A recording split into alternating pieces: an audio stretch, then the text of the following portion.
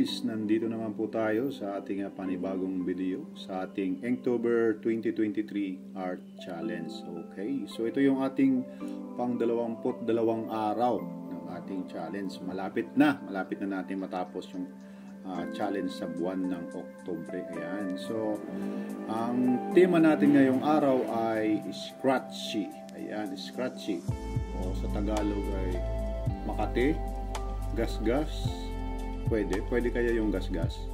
Alright, so siyempre yung paborito natin ay gumawa ng isang karakter. Ito, ipoportray natin is kinakamot niya yung kanyang muka. So, Makati nga. Siguro maybe nakagat ng langgam o may dumi.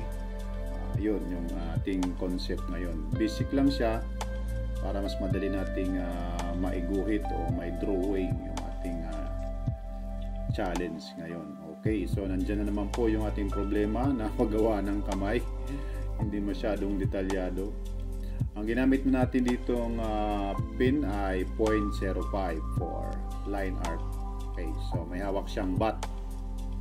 Teka nga, parang hindi straight yung bat natin.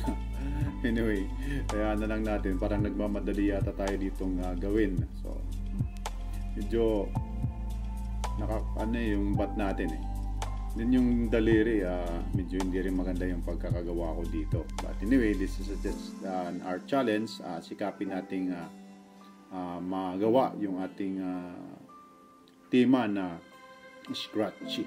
So marami namang pwedeng magawang style sa scratchy. Pwedeng gasgas o nagasgasan yung sasakyan mo, nagasgasan yung gamit mo, pwede rin. Dito, napili nga natin ay kinakamot niya yung kanyang mukha. So, maaaring magasgasan yung kanyang mukha kung mahaba ang kanyang kuko. Alright, so, siyempre, yung dati pa rin natin ginagawa, after nating makagawa ng line art, ma-finalize natin, ay nilalagyan natin ito ng brush na hard stroke na medyo makapal. Then, after, lalagyan natin ng background shading. So, dito, para scratchy talaga yung dating, ginuhitan na natin ng paiba-ibang angle ng hatching yung ating background. Then after, kailangan natin burahin bago tayo maglagay ng shades and shadows. Kailangan nating burahin yung mga sketches natin na lapis. So ang ginamit natin ditong lapis ay Faber-Castell Nut 2B. At ito na nga yung ating pinakapaboritong pin na 0.02 force, ginagamit natin sa ating shades and shadows para magkaroon ng buhay yung ating artwork, no? So mas magandang gamitin talaga lagi itong 0.02 pagkat nagkakaroon siya ng medyo manipis lang na mga shades para mabuhay, magkaroon ng karisma yung ating illustration. So para hindi lang siya flat tingnan. Alright. So ngayon lang tayo nakapag-upload but ginagawa naman natin yung ating challenge everyday.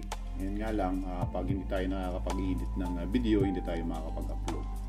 So yung art challenge ay kailangan natin gawin ng araw-araw upang magawa natin yung bawat tema, no? But then para masanay na rin natin. Ginagawa natin ito hindi lang dahil sa may gustong gawin ng iba, o ginagawa natin to para sa ating sarili upang mag-improve yung ating skills sa in and ink na drawing or line art. Alright. So, once again, maraming salamat. Hindi pala once again. Sasabihin ko pa lang. Maraming salamat sa mga patuloy na sumusuporta dito sa ating channel at welcome ulit sa mga bago nating mga subscriber dyan. Maraming salamat. Alright. So, patapos na yung ating artwork. Sa mga nakapanood or manonood na ng video at hindi ka pa nakapag-subscribe, ay mag-subscribe na po kayo. Pakihit na rin ang like and share button para manotify po kayo sa susunod pa nating mga video. Okay, this is October 22, 2023 at kailangan natin lagdaan yung ating artwork upang patunay na tayo talaga yung gumawa. Ayan, makinig. Brush pen mostly yung ginagamit natin sa paglagda ng ating artwork. Alright. Maraming salamat sa panonood. See you on the next challenge.